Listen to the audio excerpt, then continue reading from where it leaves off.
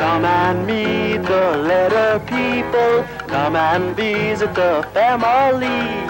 Words are made of letter people. A, B, C, D, follow me.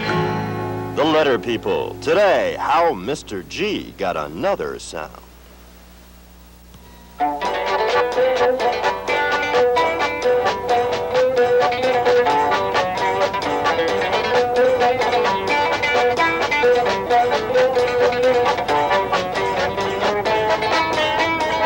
Jumpin' jelly beans! I got some really jolly junk today. I think I'll give this a special place of honor. And now, the news of the day here in Letter People Land.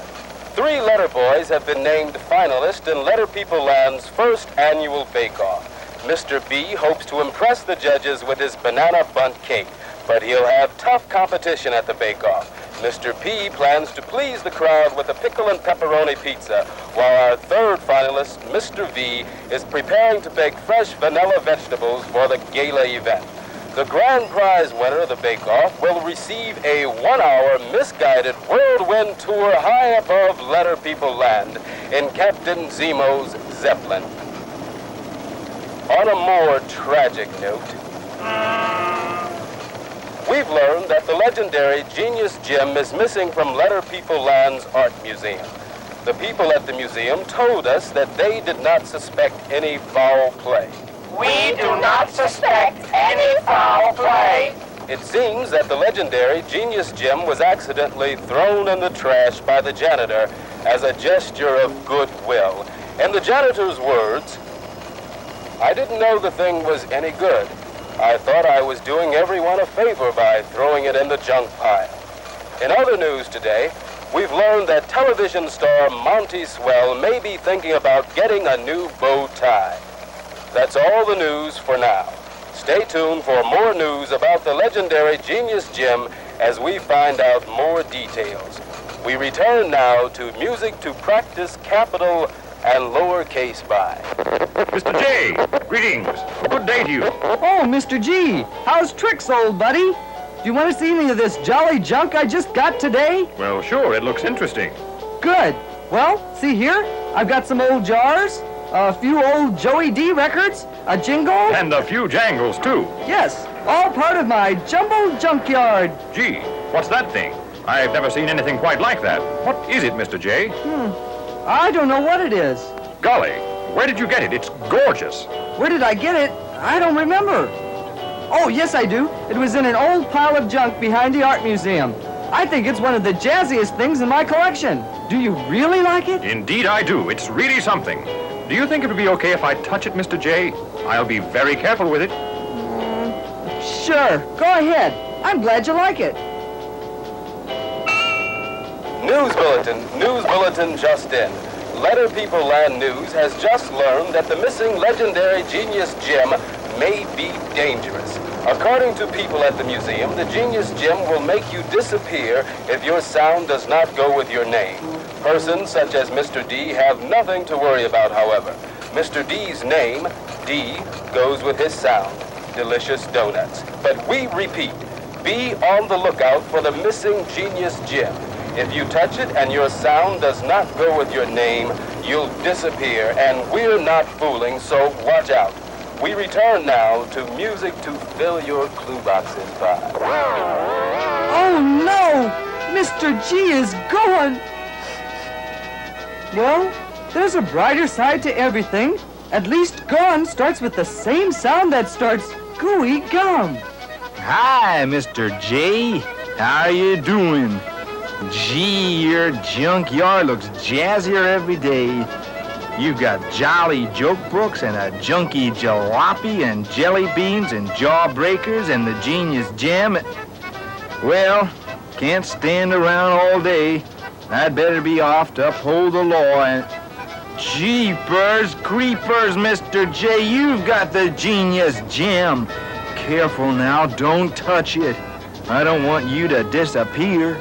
Don't worry, Officer Jabberwocky. I won't disappear. Huh? Why not, Mr. J? Because my name J goes with my sound. Jumbo Junk J. Jumbo Junk. My sound and my name go together. See? Nothing happened. Gee, you're right, Mr. J. Your sound, Jumble Junk, and your name, J, go together. Golly gee, I'm sure glad that Mr. G wasn't here to touch it. His name, G, does not go with his sound, gooey gum. G, gooey gum. Yeah, but... G, gooey gum. Yeah. Mr. G's name does not go with his sound. I know. So if Mr. G were here and touched it, then he would... He did! Jeepers creepers, Mr. J, are you joking? He did touch it and he disappeared? That's right, officer. Huh, what are we gonna do? Gee, I don't know. Maybe we should call a policeman. Officer Jabberwocky, you are a policeman. Oh. Well, thank you for reminding me of my duty, Mr. J. As a policeman, I think we should get some help. Good idea. You stay here and watch him. Or rather, watch where he was, and I'll try to get some help. News bulletin just in.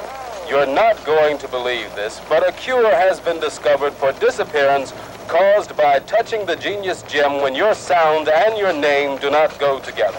I don't believe it. I told you. The people at the Art Museum now tell us that this simple formula will help persons who disappeared reappear. Here's all you have to do. Now listen carefully.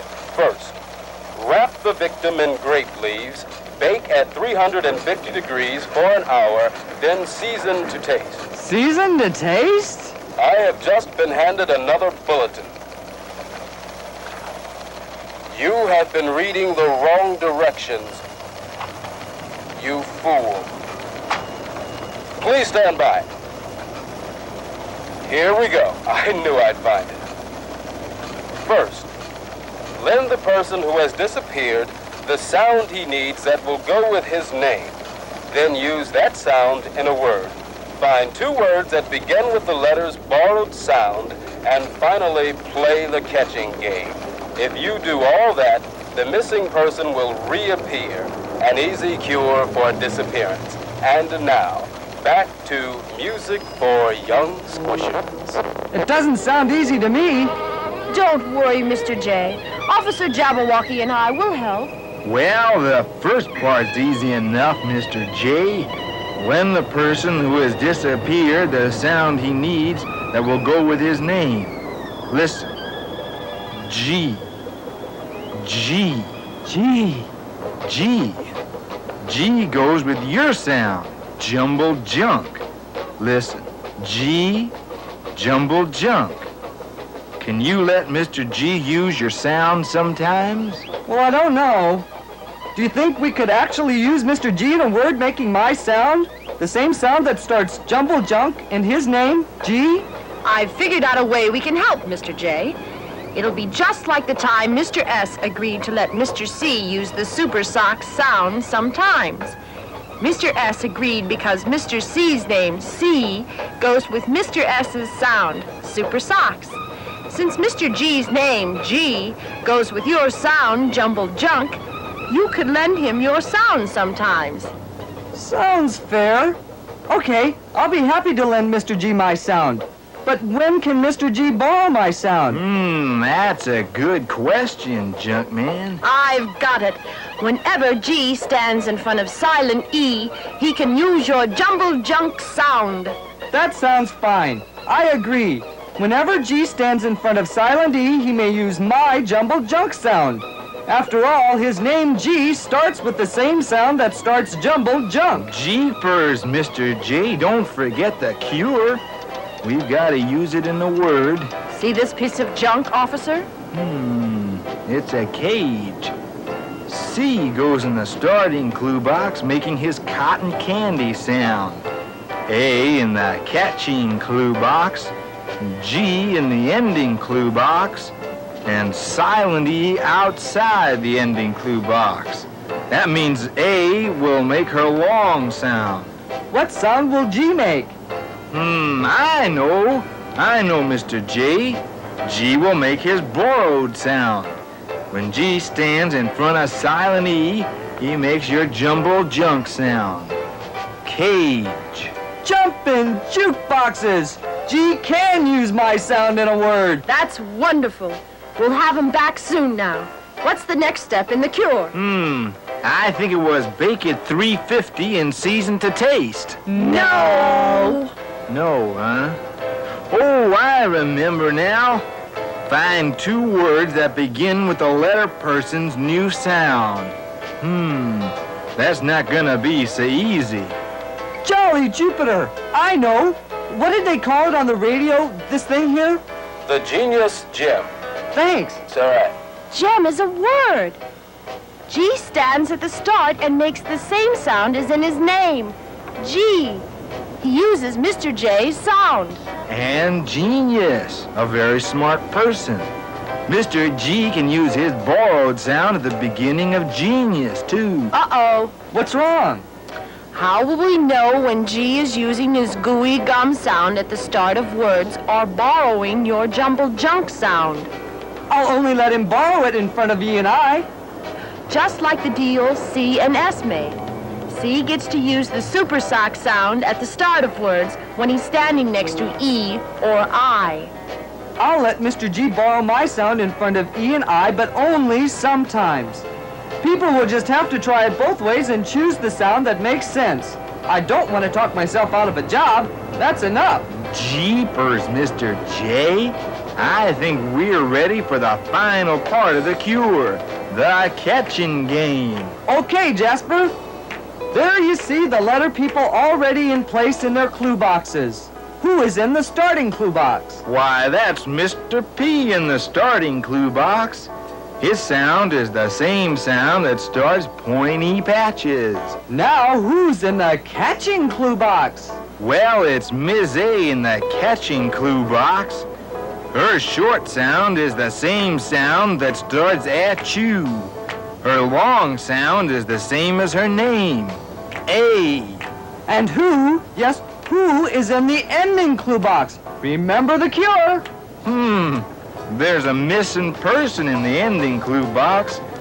Let's forget the whole thing. Wait, I've got a good idea. Mr. G, would you please reappear? Fantastic. It's great to be back. It's wonderful to have you back, Mr. G. Would you please get into the ending clue box? Good.